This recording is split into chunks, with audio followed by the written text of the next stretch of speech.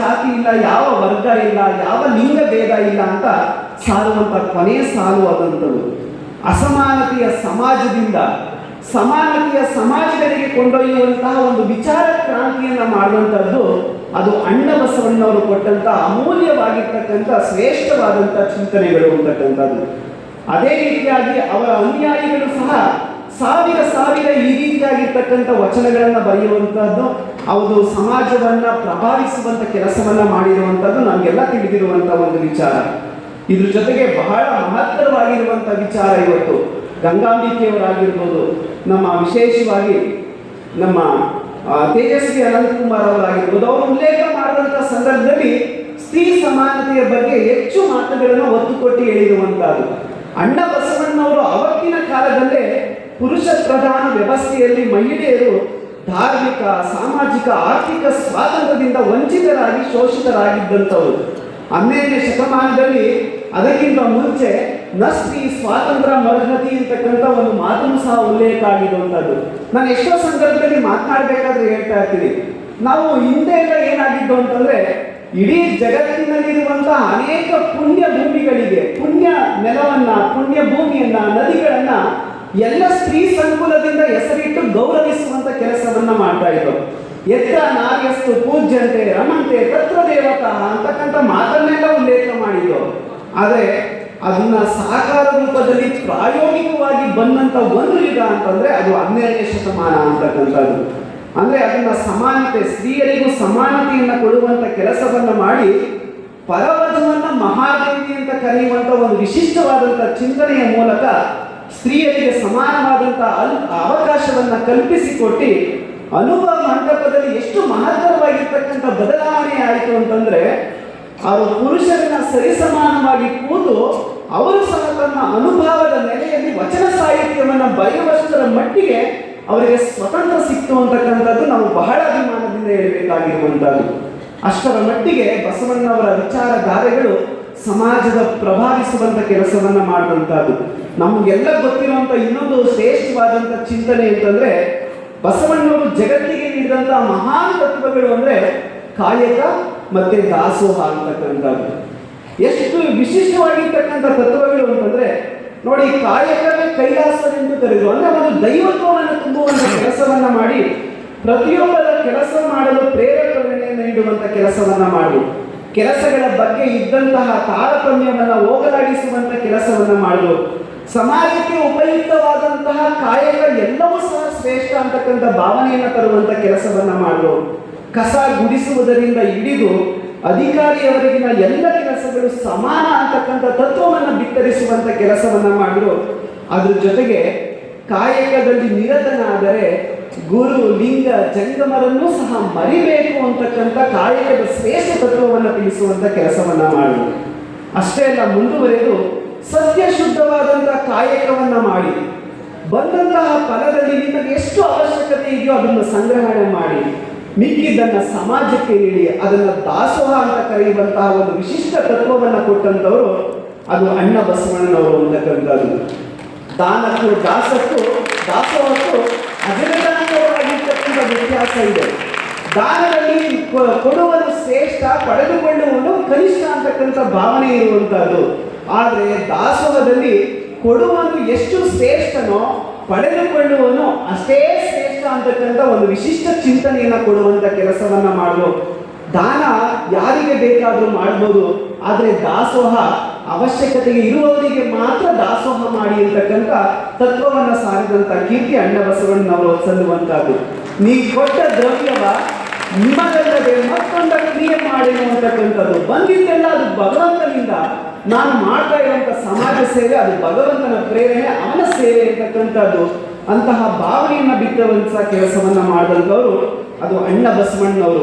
ಅವರ ಘನ ವ್ಯಕ್ತಿತ್ವವನ್ನ ಮಡಿವಾಳ ಮಾಚಿದೇವರು ಎಷ್ಟು ಅದ್ಭುತವಾದಂಥ ಸಾಲುಗಳಲ್ಲಿ ಉಲ್ಲೇಖ ಮಾಡ್ತಾರೆ ಅಂದ್ರೆ, ಬಸವಣ್ಣನ ನಡೆ ಪರುಷ, ಬಸವಣ್ಣನ ನುಡಿ ಪರುಷ, ಬಸವಣ್ಣನ ದೃಷ್ಟಿ ಪರುಷ, ಬಸವಣ್ಣನ ಹಸ್ತ ಪರುಷ, ಬಸವಣ್ಣನ ಭಾವ ಪರುಷ, ಬಸವಣ್ಣನ ಮನ ಪರುಷ. ತನು ಮನ ಧನ ನಿವೇದಿಸಿದಾಗ ಬಸವಣ್ಣನು, ಬಸವಣ್ಣನ ನೆನೆಯುವುದೇ ಲಿಂಗಾರ್ಚನೆ. ನೋಡಿ ಎಷ್ಟು ಇವತ್ತೆಲ್ಲ ನೀವು ಏನ್ ಮಾಡಿದ್ದೀರಾ ಅಂದ್ರೆ ಲಿಂಗಾರ್ಚನೆಯನ್ನ ಮಾಡಿದ್ದೀರಿ. ಬಸವಣ್ಣನ ನೆನೆಯುವುದೇ ಲಿಂಗಾರ್ಚನೆ. ಬಸವಣ್ಣನ ನೆನೆಯುವುದೇ ಪರತತ್ವ, ನಿಮ್ಮ ಶರಣ ಬಸವಣ್ಣನಿಂತಹ ಮಹಿಮ ನೋಡಯ್ಯ ಅಂತಕ್ಕಂಥ ಮಾತನ್ನ ಉಲ್ಲೇಖ ಮಾಡಿರಬೇಕಾದ್ರೆ ಬಸವಣ್ಣನವರ ಒಂದು ಘನ ವ್ಯಕ್ತಿತ್ವ ಎಷ್ಟರ ಉತ್ತುಂಗಕ್ಕೆ ಏರಿತು ಅಂತದನ್ನ ನಾವೆಲ್ಲ ಚಿಂತನೆಯನ್ನ ಮಾಡಬೇಕಾಗಿರುವಂಥದ್ದು. ಅದ್ರ ಜೊತೆಗೆ ನಮ್ಮ ಪರಮ ಪೂಜ್ಯ ಶಿವಕುಮಾರ ಮಹಾಶ್ರೀಯೋಗಿಗಳವರನ್ನ ಒಬ್ಬ ಪತ್ರಕರ್ತರು ಬಂದು ಕೇಳ್ತಾರೆ, ಇಷ್ಟೊಂದು ಸಮಾಜ ಪ್ರೇರಣೆ ಮಾಡುವುದಕ್ಕೆ ಯಾವ ನಿಮ್ಮ ಬದುಕಿನಲ್ಲಿ ಸ್ಫೂರ್ತಿ ಅಂತಕ್ಕಂಥ ಮಾತನ್ನ ಕೇಳ್ತಾರೆ. ಅದಕ್ಕೆ ಪೂಜ್ಯರು ಹೇಳ್ತಾರೆ, my visions were changed after knowing the Basava philosophy. ಎಷ್ಟು ಅಮೂಲ್ಯವಾದಂಥ ನುಡಿಮತ್ತುಗಳು ಅಂದರೆ, my visions were changed after knowing the Basava philosophy, it led us to give service in different manner to the society. These principle of Basavanna are ever solving formulas to solve all problems of India forever ಅಂತಕ್ಕಂಥ ಮಾತನ್ನು ಹೇಳ್ತಾರೆ. ಅಷ್ಟರ ಮಟ್ಟಿಗೆ ಇವತ್ತು ಪರಮ ಪೂಜ್ಯ ಶಿವಕುಮಾರ ಮಹಾಶ್ರೀಯವರನ್ನ ಪ್ರಭಾವಿಸಿದಂಥ ಎರಡು ತತ್ವಗಳು ಬಸವಣ್ಣವರು ಕೊಟ್ಟಂಥದ್ದು, ಅದು ಕಾಯಕ ದಾಸೋಹ ಅಂತಕ್ಕಂಥದ್ದು. ಇವತ್ತು ಆಧುನಿಕ ಕರ್ನಾಟಕದ ನಿರ್ಮಾಣದಲ್ಲಿ ಮಠಮಾನ್ಯಗಳ ಕೊಡುಗೆಯೂ ಸಹ ಅಷ್ಟೇ ಅಪಾರವಾಗಿರುವಂಥದ್ದು. ನಮ್ಮ ಸಮಾಜದಲ್ಲಿ ಇರ್ತಕ್ಕಂಥ ಎಲ್ಲ ಮಠಮಾನ್ಯಗಳು ಇವತ್ತು ಬಸವಾದಿ ಶಿವಶರಣರು ಕೊಟ್ಟಂಥ ಎರಡು ಶ್ರೇಷ್ಠ ತತ್ವಗಳನ್ನು ತಮ್ಮ ಮೂಲ ತತ್ವಗಳನ್ನಾಗಿ ಮಾಡಿಕೊಂಡಿದ್ದಾರೆ. ಅದುವೇ ಕಾಯಕ ಮತ್ತೆ ದಾಸೋಹ ಅಂತಕ್ಕಂಥದ್ದು. ಇವತ್ತೇನಾದರೂ ನಮ್ಮಲ್ಲಿ ಬಡತನ ನಿವಾರಣೆ ಆಗಿದೆ, ಒಂದು ನಿರುದ್ಯೋಗ ಏನಾದರೂ ನಿವಾರಣೆ ಆಗಿದೆ, ನಮ್ಮಲ್ಲಿ ಮೂಢನಂಬಿಕೆಗಳು ಕಂದಾಚಾರ ಏನಾದರೂ ನಿವಾರಣೆ ಆಗಿದೆ, ಹಸಿವು ನಿವಾರಣೆ ಆಗಿದೆ ಅಂತಂದ್ರೆ ಅದು ನಮ್ಮ ಮಠಮಾನ್ಯಗಳ ಕೊಡುಗೆ, ಅದು ಬಸವಣ್ಣನವರ ಒಂದು ಸ್ಫೂರ್ತಿದಾಯಕವಾಗಿರುವಂತಹ ತತ್ವಗಳಿಂದ, ಆದರ್ಶ ತತ್ವಗಳಿಂದ ಸಾಧ್ಯ ಆಗಿರುವಂಥದ್ದು ನಾವೆಲ್ಲ ಮನಗಾಣಬೇಕಾಗಿರುವಂಥದ್ದು. ಅಂತ ಬಸವಣ್ಣನವರನ್ನು ನಾವು ಸ್ಮರಣೆ ಮಾಡುವುದೇ ನಮ್ಮೆಲ್ಲರ ಭಾಗ್ಯ ಅಂತ ನಾವೆಲ್ಲ ಭಾವಿಸಬೇಕಾಗಿರುವಂಥದ್ದು. ಇವತ್ತು ಬಸವಾದಿ ಪ್ರಮದರನ್ನು ನಾವು ಅಷ್ಟೇ ಸ್ಮರಣೆಯನ್ನು ಮಾಡಿಕೊಳ್ಬೇಕಾಗಿರ್ತಕ್ಕಂಥದ್ದು. ಬಸವಣ್ಣನವರು ಅಷ್ಟು ಘನವಾದಂಥ ವ್ಯಕ್ತಿತ್ವಕ್ಕೆ ಹೋಗ್ಬೇಕಾದ್ರೆ ಅದಕ್ಕೆ ಸ್ಫೂರ್ತಿದಾಯಕವಾಗಿ ಹೆಗಲೆಣೆಯಾಗಿ ನಿಂತವರು ಅನೇಕ ಶಿವಶರಣರು. ಆ ಅನೇಕ ಶಿವಶರಣರ ಸಾಲಿನಲ್ಲಿ ಅಧ್ಯಾತ್ಮದ ಬೆಳಕಿನ ಶಿವಶರಣೆ ಅಕ್ಕ ಮಹಾದೇವಿಯವರು ಸಹ ಒಬ್ಬರಾಗಿರುವಂಥವರು. ಕನ್ನಡ ಸಾಹಿತ್ಯದ ಆರಂಭಿಕ ಕವಯಿತ್ರಿ ಎಂದು ನಾವೆಲ್ಲ ಭಾವಿಸ್ಕೊಂಡಿದ್ದೇವೆ. 12ನೇ ಶತಮಾನದ ಶಿವಶರಣರ ಸಂಕುಲದಲ್ಲಿ ಅಧ್ಯಾತ್ಮದ ಶಿಖರವನ್ನು ಏರಿದಂತಹ ಒಬ್ಬ ಶಿವಶರಣೆ ಅಂತಂದ್ರೆ ಅದು ಅಕ್ಕ ಮಹಾದೇವಿ ಅಂತಕ್ಕಂಥದ್ದು. ಶ್ರೇಷ್ಠ ವಚನಕಾರ್ತಿ ಮಹಾತಾಯಿ ಅಕ್ಕ ಮಹಾದೇವಿಯವರ ಸಾಧನೆ, ಅವರ ಸಾಹಸ ಇಡೀ ಹೆಣ್ಣು ಕುಲಕ್ಕೆ ಒಂದು ಶ್ರೇಷ್ಠ ಆದರ್ಶ ಅಂತಕ್ಕಂಥದ್ದು. ಆ ಆದರ್ಶ ಸಾಧನೆಯಲ್ಲಿ ತೋರಿದಂತಹ ಧೈರ್ಯ, ಸ್ಥೈರ್ಯ ಜಗತ್ತಿನ ಆಧ್ಯಾತ್ಮಿಕ ಇತಿಹಾಸದಲ್ಲೇ ಮಹತ್ತರವಾಗಿರ್ತಕ್ಕಂಥ ಸ್ಥಾನ ಪಡೆದಿದೆ. ಇವತ್ತು ಹೆಣ್ಣು ಮಕ್ಕಳಿಗೆ ಧೈರ್ಯ ಬೇಕು, ಒಂದು ಸ್ಥೈರ್ಯ ಬೇಕು ಅಂದರೆ ನಾವು ಯಾರನ್ನ ನೆನೆಯಬೇಕು ಅಂದರೆ ಅದು ಅಕ್ಕ ಮಹಾದೇವರನ್ನು ನಾವು ಸ್ಮರಣೆಯನ್ನು ಮಾಡಿಕೊಳ್ಬೇಕಾಗಿರುವಂಥದ್ದು. ಅಕ್ಕ ಮಹಾದೇವಿ ಕೇವಲ ಕರ್ನಾಟಕ, ಕೇವಲ ಕನ್ನಡಿಗರಿಗೆ ಮಾತ್ರ ಸೀಮಿತ ಅಲ್ಲ, ಇಡೀ ಜಗತ್ತಿನ ಮಹಿಳಾ ಸಾಧಕಿಯರಲ್ಲೇ ಅವರು ಅಗ್ರಗಣ್ಯರಾಗಿರುವಂಥದ್ದು. ಒಂದು ಅನನ್ಯವಾದಂಥ ವ್ಯಕ್ತಿತ್ವ, ಅವರು ಪರಿಪೂರ್ಣತೆಯ ಬೆಳಗಿ ತೋರಿದಂಥ ಒಂದು ಮಹಾಶಕ್ತಿ ಆಕೆ.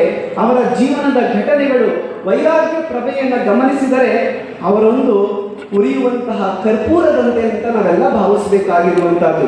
ಆಧ್ಯಾತ್ಮಿಕ ಪ್ರಗತಿಯಲ್ಲಿ ಸ್ತ್ರೀಯು ಯಾವ ಹಂತವನ್ನು ಹತ್ತಬಹುದೆಂಬುದನ್ನು ತೋರುವುದಕ್ಕೆ ಅಕ್ಕನ ಜೀವನ ನಿಜಕ್ಕೂ ಆದರ್ಶವಾಗಿರುವಂಥದ್ದು. ಆತ್ಮಕ್ಕೆ ಗಂಡು ಹೆಣ್ಣೆಂಬ ಕೀಳು ಪ್ರಭೇದಗಳಿಲ್ಲವೆಂದು ಸಾರಿ ಒಂದು ಹೊಸ ಧೈರ್ಯ, ಚೈತನ್ಯಗಳನ್ನು ಕನ್ನಡ ನಾಡಿನ ಹಾಗೂ ದೇಶದ ಮಹಿಳೆಯರ ಹೃದಯದಲ್ಲಿ ಬಿತ್ತುವಂಥ ಕೆಲಸವನ್ನ ಅಕ್ಕ ಮಹಾದೇವಿ ಮಾಡಿಕೊಂಡು ಬಂದಿರುವಂಥದ್ದು.